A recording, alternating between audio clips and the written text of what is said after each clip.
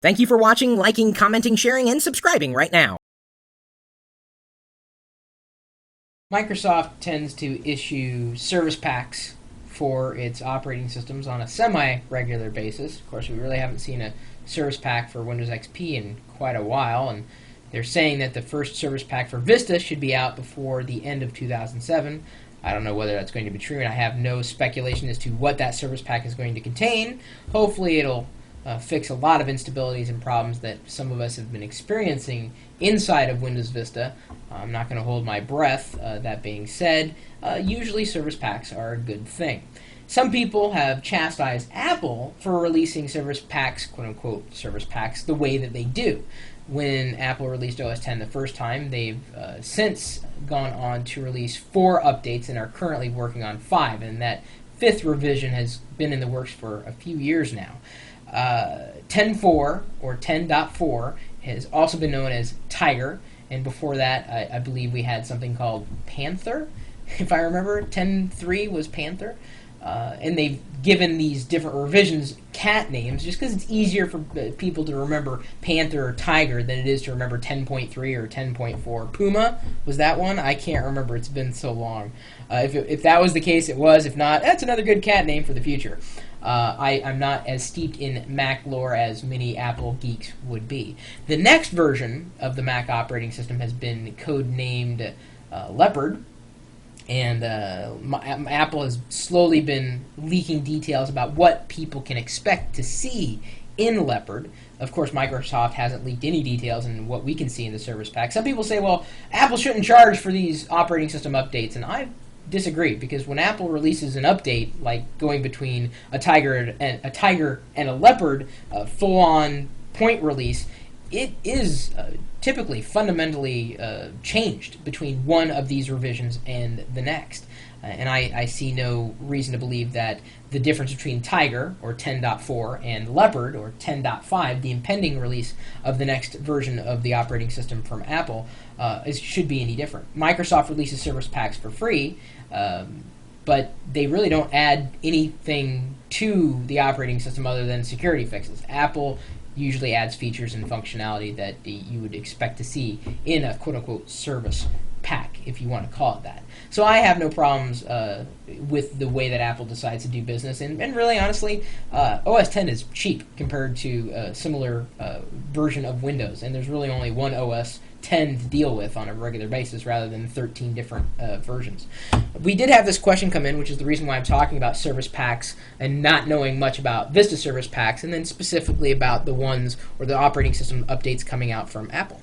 What is the difference between Leopard, the brand new Mac operating system, and Mac OS 10.4? I think it's Tiger. Yeah, what's the difference between that? I'm ready to update because I have a Power Mac with an Intel Xeon processor, so yeah, I'm ready.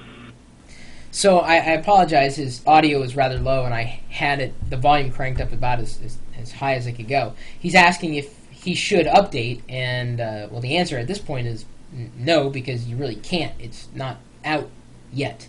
But as soon as it's out, they seem to have given it to a lot more beta testers than Apple has in the past with revisions of OS X. So I think it should have stood the test of the geeks more than earlier revisions. I'm very much on pins and needles waiting for Leopard, considering that any Mac that I have running in my house is currently running the latest release version of OS X Tiger, and it's good, or it's good enough that it's kind of getting a little long in the tooth. As far as features and functionality that are available in Leopard, I mean, you really don't need to hear it from me. Go to Apple's website. Right there on the front page, you can dig deeper and learn about what is available inside of the next version of OS X, which should be available in a while. They're completely revamping the way you explore for files. Find files. They call it the Finder on the Mac. On Windows, it's the Explorer.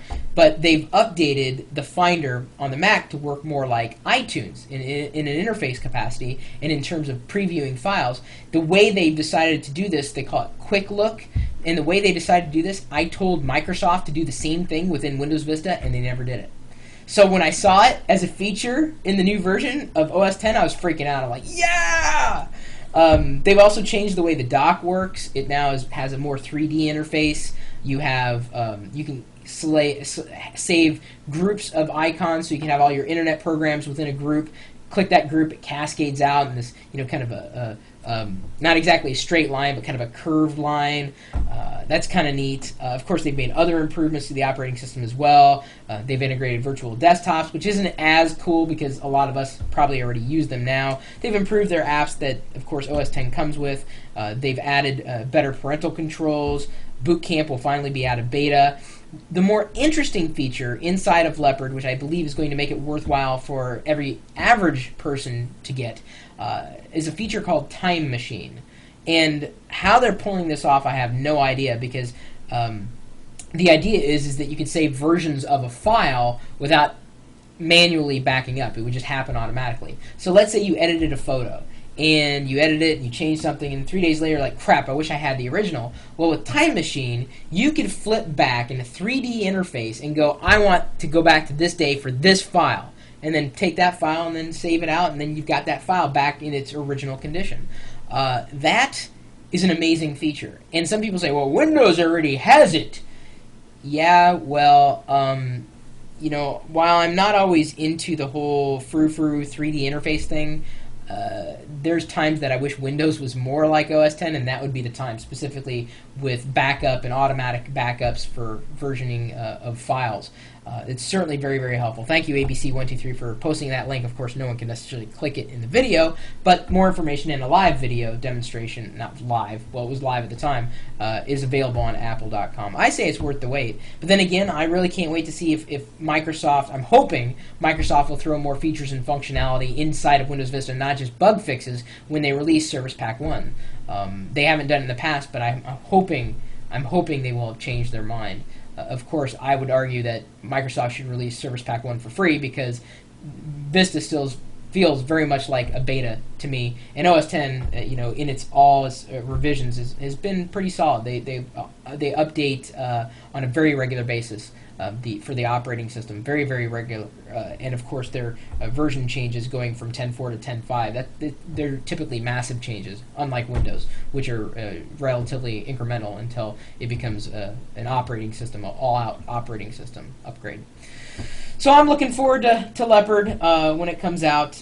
Certainly, other people are going to have different opinions. Some people say, the changes aren't that big. I think they are. I think they're big enough, and certainly I can't wait to dive in. And it's going to get real interesting into the future, because right now OS X can handle 64-bit programs just as easily as it does 32-bit programs, and the user doesn't know. Microsoft Windows still has a problem with it. Apple is already talking about integrating functionality for 128-bit processors and programs. And Windows is still having issues with 64-bit. It's going to be very interesting indeed. What do you guys think? Are you waiting for Leopard? Are you fine with Tiger? Do you even care about OS X at all? Do you think Vista should have a Service Pack 1 now? Should they update it more regularly? Should Service Pack have been issued already? I mean, give me your opinions on these Service Pack ideas. What should these companies be doing? Releasing more fixes more often, or holding them all for one big update that they could offer the masses? Let me know what you think. Leave a comment, follow up, or whatever. Swing by the chat room. It's always a hot topic, talking about hardware and software. And trust me, I'm sure I just started an OS war. Oh, it looks like Zero to Naked just said OS X sucks. See? I think this is just fine, says Shuey. Join the conversation. Let's have a good argument. You came here for an argument, right? Well, even if you didn't. You can come by, have fun with us. We're always here at live.pirillo.com.